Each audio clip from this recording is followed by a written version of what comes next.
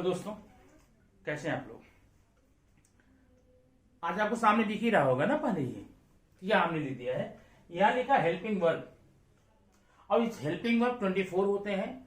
कई बार कई वीडियो में आप इसको देख चुके हैं, लेकिन आज इन 24 हेल्पिंग वर्ब्स को मैंने अलग अलग कर दिया, दो ग्रुप बना दिया है। दो ग्रुप क्यों बना दिया है, एक इधर है एक इधर है। अब ये दो ग्रुप में क्यों आए हैं, क्यों खड़े हैं, दो अलग अलग क्यों हो गए। एक ही खानदान है, एक ही परिवार है, एक ही फैमिली है, फिर भी इनको अलग अलग कैटेगराइज क्यों किया गया, यही हम आज में पढ़ेंगे। सुनिए, दरअसल इनका नाम है हेल्पिंग वर्ब। अब हेल्पिंग वर्ब से नाम इनका मतलब होता है कि ये हेल्प करते हैं। किसको हेल्प करते हैं? मेन वर्ब को। मेन वर्ब को हेल्प करने का काम ये करते हैं, इसलिए इसका नाम हम हेल्पिंग वर्ब करके बोलते हैं। लेकिन कभी कभी यही हेल्पिंग वर्ब हमारे छोटे छोटे बच्चों को, जो 8वीं 9वीं 10वीं में है, उनको हेल्प करने से मना कर देते हैं। भाई मैं तो हेल्प नहीं करूंगा। और जो आपको कोऑपरेट न करे, जो आपको हेल्प न करे, क्या करना होता जानते हैं? उसके जड़ तक जाओ, उसकी पूरी हिस्ट्री खोज निकालो और फिर उसे बोलो बेटा चल के मेरे कोऑपरेट कर, नहीं तो मैं तुझे 7 पीढ़ी तक जानता हूं। अब इनकी पीढ़ी हम आइए बताते हैं, ये हमको हेल्पिंग वर्ब कहां कहां नहीं करते हैं, क्यों नहीं करते हैं, वो हम आज में पढ़ेंगे। सबसे पहले बहुत प्रॉब्लम जो आती छोटे बच्चों में आती है, 7th 8th 9th में आती है बच्चों में, वो ये आती है कि इनमें एक चीज होता है सिंगुलर और प्लूरल। माने कुछ हेल्पिंग वर्ब ऐसे होते हैं जो सिंगुलर के ही साथ काम करते हैं, और कुछ ऐसे होते हैं जो सिर्फ प्लूरल के ही साथ काम करते हैं, और कुछ ऐसे होते हैं जो कहीं भी लगा दो वो सीधे साधे होते हैं, जस्ट लाइक 0 वाट बल्ब, कहीं भी लगा दो पता नहीं चलेगा, फिर भी काम करते हैं। ठीक है, तो अब हमें यही इनमें कंफर्म करना है कि कौन कौन से हेल्पिंग वर्ब सिंगुलर में एक वचन में लगेंगे और कौन कौन से प्लूरल में लगेंगे, और कौन कौन वो लोग हैं जो दोनों में आते हैं, दोनों में काम कर देते हैं। और ऐसा क्यों होता है उसे देखने के लिए आप पहले ये दो जो ग्रुप हमने बांटे हैं, ये दो ग्रुप में इनका नाम क्या है वो देख लीजिए। ये जो पहला ग्रुप है इसमें आपको 3 2 3 3 कितने हुए? 10 हेल्पिंग वर्ब है। Out of 24 they are only 10। इनको बोलते हैं प्राइमरी हेल्पिंग वर्ब। क्या बोलते हैं? Primary helping verb. और अब जब ये प्राइमरी हो गए तो यहां पर कितने बचे? 14 बचे। ये क्या हो जाए? सेकेंडरी हो जाएगी। अगर मैं नहीं लिखूंगा तब भी आप समझ गए होंगे ना। अगर ये प्राइमरी है तो सेकेंडरी है। जैसे दो भाई खड़े हैं बगल बगल, मैंने बता दिया भाई ये जो है बड़ा है, तो क्या आपको बताना पड़ेगा ये छोटा है? मैंने आपको सिर्फ ये बता दिया ये दोनों सगे भाई हैं, और इन दोनों सगे भाइयों में ये वाला बड़ा है। तो जब ये वाला बड़ा है तो वो वाला क्या होगा? छोटा होगा ना। तो जब हम हेल्पिंग वर्ब के दो ग्रुप पढ़ रहे हैं, एक ग्रुप को हम बोलते हैं प्राइमरी हेल्पिंग वर्ब बोलते हैं, तो दूसरे वाले का नाम सेकेंडरी तो होना चाहिए। क्या होगा? सेकेंडरी। अब जरा प्राइमरी की हम बात कर लेते हैं। प्राइमरी हेल्पिंग वर्ब आप कहेंगे किसको और क्यों कहेंगे? ऐसे सारे हेल्पिंग वर्ब जो कि सब्जेक्ट के नंबर से प्रभावित होते हो, उनको हम क्या कहते हैं? Primary helping verb. अब ये सब्जेक्ट का नंबर क्या होता है? अब नंबर मतलब होता है वचन, एक वचन बहुवचन। ठीक है, अगर संस्कृत में जाते तो एक वचन द्विवचन बहुवचन होता है, लेकिन हिंदी और इंग्लिश में आपको अच्छे से पढ़ना है एक वचन बहुवचन, एक वचन अनेक वचन। ठीक है, तो ये ऐसे सारे हेल्पिंग वर्ब जो सब्जेक्ट के नंबर से प्रभावित होते हैं, उनको हम प्राइमरी बोलते हैं। अब एग्जांपल मैं आपको यहां पर दे दूं, ये जैसे देखना, मैंने यहां लिखा ही इज माय फ्रेंड। अब ये देखना, ही इज माय फ्रेंड, ये प्राइमरी है। क्यों? अगर मैं ही की जगह पर दे कर दूं और यहां माय फ्रेंड ही रहेगा, तो यहां पर आप समझते हैं इज जो है वो नहीं लगेगा। क्यों? अभी यहां पर जो सब्जेक्ट है वो सिंगुलर है, सिंगुलर के साथ आपने इज का यूज किया, और यहां पर सब्जेक्ट प्लूरल है, प्लूरल के साथ में हेल्पिंग वर्ब प्लूरल ही होना चाहिए। यह शाश्वत सच है, यह एक अनोखा सच है, यह हमारी भाषा का सच है। अगर सब्जेक्ट सिंगुलर है तो उसके साथ आने वाला वर्ब भी सिंगुलर होना चाहिए। तो यहां पर हम लोग इज ना करके क्या करेंगे, आर करेंगे। ठीक है, अब इतने में देखो, इतने में आपको जरा ध्यान देना होगा। Is, am, are, was, were, do, does, has, have, ये इतने में ही आपको विचार करना पड़ेगा, सोचना पड़ेगा कि इसमें हम सिंगुलर का यूज करेंगे, प्लूरल का यूज करेंगे। इधर तो आपको कुछ बोलना ही नहीं है। तो सेकेंडरी है, सेकेंडरी होते हैं ऐसे सारे हेल्पिंग वर्ब, इनको कहीं भी यूज करो, सिंगुलर सब्जेक्ट के साथ करो, प्लूरल के साथ करो, कोई फर्क नहीं पड़ता, कोई भी फर्क नहीं पड़ता। उनको हम कहते हैं सेकेंडरी का। जैसा भी मैं कर दूं, ही कैन गो, ठीक है। अब यहां मैं करूंगा दे कैन गो। अब यहां मैं आई कैन गो, किसी में भी मैं अगर ये सब्जेक्ट में चाहे यहां पर इसके नंबर को चेंज करूं और चाहे पर्सन को चेंज करूं, कभी भी ये हार मानने वाले नहीं है, सबको झेल जाते हैं। ये जो सेकेंडरी हेल्पिंग वर्ब होते हैं, इनके साथ कुछ भी लाके खड़ा करो, singular subject, plural subject, first person का सब्जेक्ट, सेकंड पर्सन का, थर्ड पर्सन का, नो प्रॉब्लम एट ऑल, ये हमेशा वही रहेंगे और सब में एक अच्छी मीनिंग देते हैं, पूरी मीनिंग देते हैं, पूरा सेंस देते हैं, इसलिए इनको हम सेकेंडरी बोलते हैं। अब प्रश्न ये उठता है आपको कभी कभी के लिए, आप याद कैसे करेंगे। हाँ, एक बात और बता दूं, मैंने यहां पर देखिए डू, डज, डिड, इसको मैंने यहां पर क्या किया है, ब्रैकेट में दे दिया है। ब्रैकेट में ये दिया है, हम इनको प्राइमरी के साथ में रखे तो हैं क्योंकि इनका परिवार यही है, डू डज डिड का परिवार होता है, फैमिली एक होता है, कुनबा होता है। लेकिन ये डिड भी सेकेंडरी जैसा एक्ट करते हैं। डिड जो है ना सेकेंडरी जैसा काम करेगा, जैसे he did not go, they did not go, I did not go, वह नहीं गया, मैं नहीं गया, वे नहीं गए, ठीक है। और वैसे हैड में भी होता है, she had gone, they had gone, I had gone.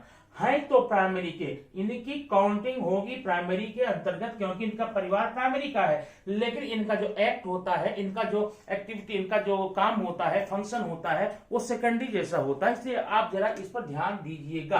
अब बचा क्या यहाँ पर, अब मैं इनको निकाल देता हूं, इनके बारे में सोचना नहीं है। अब सोचना कहाँ है बच्चे, आपकी यहाँ 10 में से निकाल दिया, यहाँ पर 3, 2, 5, 2, 7, 2, 9 यहाँ बच गए हैं, यहाँ 13 थे पहले, 9 यहां बच गए हैं। अब 9 में से इज, एम, आर। अब सिंगुलर की बात सिर्फ हम करेंगे, सिंगुलर, ये जरा ध्यान देना, सिंगुलर माने इन हेल्पिंग वर्ब्स में आपको सिंगुलर और प्लूरल डिसाइड करना ना। तो सीधी बात है, सिंगुलर में पहला अक्षर एस है, ठीक है, क्या है, एस।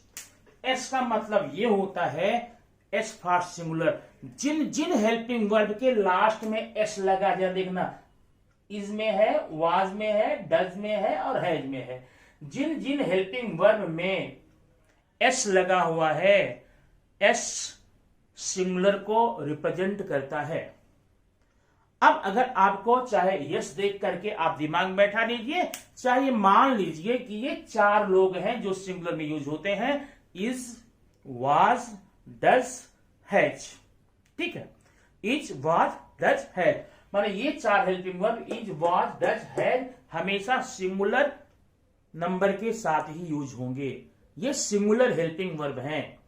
अब सिर्फ प्लूरल में इनका उपयोग सिर्फ सिंगुलर में होगा, तो सिर्फ प्लूरल में कौन कौन होगा, ये आर होगा, वर होगा, डू होगा और हैव होगा।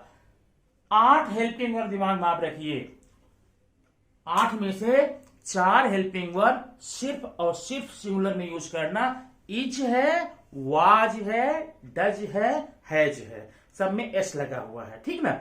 उन्हीं का बड़ा भाई मान लो, इसका बड़ा भाई आर है, डज का डू, वाज का वर और हैज का हैव।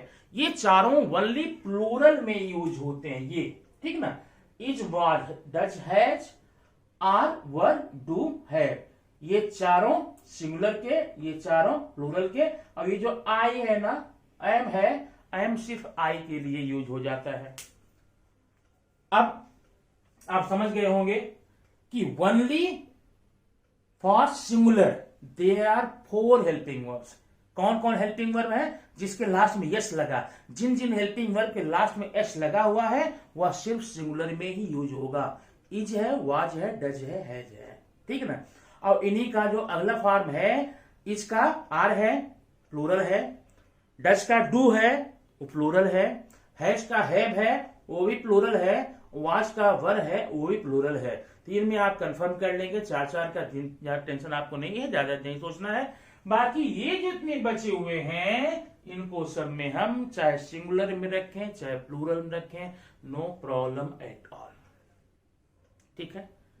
अब आज के बाद से कभी भी आप एक वचन बहुवचन में इनका यूज करने में कोई दिक्कत आपको नहीं होनी चाहिए। अब आपको एग्जाम में आते हैं वैसे, जरा उसमें रहता है, ये देखो, he do not call me, इसमें रहता है rewrite the sentence making correction where necessary. Sentence को फिर से लिखो, जहां पर करेक्शन हो वहां पर करते हुए। तो चलो देखते हैं। अभी यहां देखना, ये है सिंगुलर और ये जो हेल्पिंग वर्ब अभी आप पढ़ के आ रहे हैं वो प्लूरल का है, ठीक है। अब ध्यान ये देना, आपको ये ध्यान देना है, कभी भी जब भी चेंजिंग करना हमेशा हेल्पिंग वर्ब में ही करना। किसमें? हेल्पिंग वर्ब, माने वर्ब में करना। सब्जेक्ट में चेंज, अभी अगर आप चाहें तो यहां आई कर दें, आई, दे कर दें, बॉयज कर दें, गर्ल्स कर दें, तो ये अपने आप करेक्ट हो जाएगा क्योंकि प्लूरल हो गया। लेकिन ऐसा कभी मत करना, जब भी आपको चेंज करना होगा, करेक्शन करना होगा, सिर्फ वर्ब का करेक्शन आप करना है, सिर्फ वर्ब का करेक्शन कर, सिर्फ वर्ब का, याद रखना, ओनली वर्ब का करेक्शन करना होगा। तो आप यहां करेक्शन करेंगे, ये जो रॉन्ग है क्या हो जाएगा? डच, ठीक है। तो जरा ध्यान देना, क्योंकि देखो कभी कभी हम एक आ जाते हैं, तर्क करने लगते हैं कि सही तो हो गया ना, अगर मैं यहां पर दे कर दूं, दे डू नॉट कॉल मी, तब भी तो सही हो गया, सेंटेंस करेक्ट हो गया, plural subject, plural helping verb हो गया, करेक्ट तो है, सही है। दुनिया का कोई भी आदमी इसे गलत नहीं बताएगा, सेंटेंस इज करेक्ट। लेकिन करेक्ट करने का तरीका जो है वो इनकरेक्ट है। अगर करेक्ट करने का ये तरीका आप अपनाते हैं तो वो इनकरेक्ट हो जाएगा, क्योंकि करेक्शन आपको सब्जेक्ट में नहीं करना है बल्कि वर्ब में करना होगा। वर्ब कहां है? हेल्पिंग वर्ब यहां पर है। बात समझ में आ गई ना? तो इस प्रकार से आप इसमें करेक्शन कर सकते हैं। अब आइए हम देखते हैं वर्ब के इस कारनामे को हम बोलते हैं एग्रीमेंट। क्या बोलते हैं? एग्रीमेंट। तो कभी भी सेंटेंस में जब करेक्शन करने को आपको आता है तो वहां पर आपको वर्ब का एग्रीमेंट पढ़ना पड़ता है। अगर वर्ब का एग्रीमेंट आपको आता है, आप कर चुके हैं, तो ऐसे सेंटेंस में करेक्शन करना आपके लिए आसान हो जाता है, बड़ी आसानी से कर लेते हैं। तो दो एग्रीमेंट है। एक एग्रीमेंट है सब्जेक्ट का नंबर और हेल्पिंग वर्ब या वर्ब। ये अभी आप जो पढ़ा किसका किसका है? सब्जेक्ट प्लस वर्ब का एग्रीमेंट, माने सब्जेक्ट के अकॉर्डिंग वर्ब को आपको करना पड़ेगा। देखा आपने ना? दूसरा करेक्शन, दूसरा जो एग्रीमेंट है मैं बताने जा रहा हूं उसको आप देख लेंगे। दूसरा एग्रीमेंट है हेल्पिंग वर्ब और मेन वर्ब का। हेल्पिंग वर्ब और मेन वर्ब का करेक्शन, माने करेक्शन आपका एग्रीमेंट आपको देखना है। ये नियम सिर्फ पैसिव को छोड़ करके एक्टिव वॉइस में, एक्टिव वॉइस वाले सेंटेंस में लागू होगा। जरा ध्यान देना कैसे लागू होगा, मैं अब यहां पर एक बताता रहा हूं। देखो नंबर 1, अगर हेल्पिंग वर्ब इज है, एम है, आर है, ध्यान देना, वहां पर अगर वर्ब आप एक्टिव वॉइस में, पैसिव वॉइस तो होता है, मैं तो थर्ड हो जाता, वहां बात अलग है। अगर वर्ब आ रहा है तो वहां पर वर्ब आईएनजी फॉर्म ही करोगे। कभी भी is, am, are, was, were अगर हेल्पिंग वर्ब यूज किया जाता है, आने वाला वर्ब आईएनजी फॉर्म में ही होगा।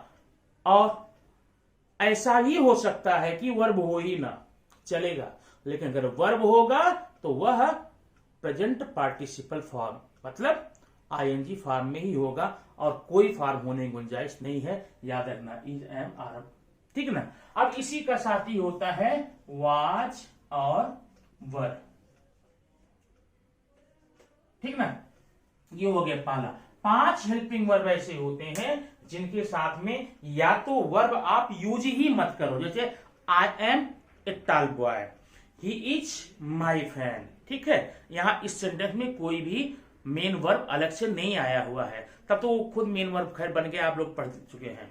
लेकिन अगर main verb is am are was were के अलावा लेते हो तो उसे आपको आईएनजी में ही करना पड़ेगा। अब जैसे कुछ बच्चे यूज कर देते हैं, ये बोलते हैं I am go to school. अब ये देखो, ये अगर एग्रीमेंट आप पढ़ चुके हैं तो आप पता चल जाएगा कि हम ये रॉन्ग कर रहे हैं। एग्रीमेंट क्या हमने बोला, एग्रीमेंट यहाँ पर लिखा गया है is am are was were के साथ में आने वाला वर्ब आईएनजी फॉर्म होगा। अब यहाँ पर एम तो लगा दिया, यहाँ गो लगा दिया, एम गो, तो ये क्या होगा, इनकरेक्ट हो गया, ये रॉन्ग हो जाएगा। ऐसा मत करना। जब भी आप यहाँ पर अब कुछ भी ले सकते हैं, 5 हेल्पिंग वर्ब है, 5 याद रखना, is am are was verb, is am are was verb, ये कभी भी आएगा तो आने वाले सेंटेंस में जो वर्ब होगा आईएनजी फॉर्म में होगा। ठीक है, तो यहां पर हम क्या करेंगे, अगर हम ऐसे कर दें तो क्या होगा, करेक्ट हो जाएगा। अब यहां पर अगर आपको करेक्ट करना हो, ध्यान देना, तब आप यहां सब्जेक्ट में करेक्शन तो करेंगे नहीं। अब यहां आगे अब एम में करूं करेक्शन की, माने वर्ब में करूं, यहां वर्ब में करेंगे। ऊपर वाले मैंने क्या बताया, ऊपर वाले में बताया अगर सब्जेक्ट और हेल्पिंग वर्ब की बात है आप करेक्शन हेल्पिंग वर्ब में करें, सब्जेक्ट नहीं करेंगे। अगर हेल्पिंग वर्ब और मेन वर्ब की बात है तो करेक्शन हमेशा आपको मेन वर्ब में करना होगा, हेल्पिंग वर्ब में कभी भी भूल करके नहीं करेंगे। अच्छा ठीक है, तो एक एग्रीमेंट आपका दूसरा क्या हो गया, किसका पढ़ा रहे हैं, हेल्पिंग वर्ब और वर्ब का। दूसरा है अगर आपके सेंटेंस में हैज है, हैव है या हैड है तो वहां पर 100% वर्ब जो है पास्ट पार्टिसिपल फॉर्म में आएगा, माने वर्ब की थर्ड फॉर्म आएगी वहां पर। ठीक है, किसके लिए, हैज हैव हैड के लिए। और तीसरा और लास्ट है बाकी जितने भी हेल्पिंग वर्ब बचे हैं ना, वहां पर हमेशा वर्ब जो है फर्स्ट फॉर्म में ही आएगा। ये हमने कर लिया है हेल्पिंग वर्ब और वर्ब का एग्रीमेंट। अब यहां पर 2-3 एग्जांपल हम देखते हैं। यहां पर दोनों का देखो, आपने देख लिया, 2 एग्रीमेंट हमने पढ़े। एक एग्रीमेंट क्या था, सब्जेक्ट और हेल्पिंग वर्ब का था। दूसरा एग्रीमेंट क्या है, हेल्पिंग वर्ब और मेन वर्ब का है। ठीक है, अब इसका क्या आपने पढ़ा, अगर सब्जेक्ट सिंगुलर है तो हेल्पिंग वर्ब भी सिंगुलर होना चाहिए, और सब्जेक्ट प्लूरल है तो हेल्पिंग वर्ब प्लूरल होना चाहिए। अब singular helping verb, plural helping verb 4 है, बस 24 में 4 है। 4 हेल्पिंग वर्ब सिर्फ सिंगुलर होंगे, इज वाज हैज टच, और 4 सिर्फ प्लूरल होंगे, आर डू हैव और have, are do have verb. ठीक है, और दूसरा है यहां पर हेल्पिंग वर्ब वर्ब का क्या एग्रीमेंट होता है, यहां पर 3 एग्रीमेंट है। अगर helping verb is am are was were तो वर्ब आईडी में करना। अगर आपका helping verb has have had है तो वर्ब पक्का थर्ड में होगा। अगर आपका हेल्पिंग वर्ब अदर है, माने इनको छोड़ करके, कितने 1 2 3 4 5 6 7 8, इन 8 को छोड़ करके कुछ भी होगा उसमें आप वहां पर क्या करेंगे, वर्ब हमेशा प्रेजेंट फॉर्म में रखेंगे, फर्स्ट फॉर्म रखेंगे। अच्छा, अब आपको जब ये करेक्शन आता है तो ध्यान देना, यहां पर एग्रीमेंट पहला वाला देखो, पहला एग्रीमेंट क्या है, पहला हेल्पिंग एग्रीमेंट है सब्जेक्ट और हेल्पिंग वर्ब का, दूसरा है हेल्पिंग वर्ब और मेन वर्ब का। ठीक है, तो ये कौन सा एग्रीमेंट के अंदर में आपको काम करना पड़ेगा, ये डिसाइड आपको करना है। ये सेंटेंस वाला नहीं बताएगा कि इसमें do as correct, do correction as per the agreement of subject and helping verb और हेल्पिंग वर्ब मेन वर्ब।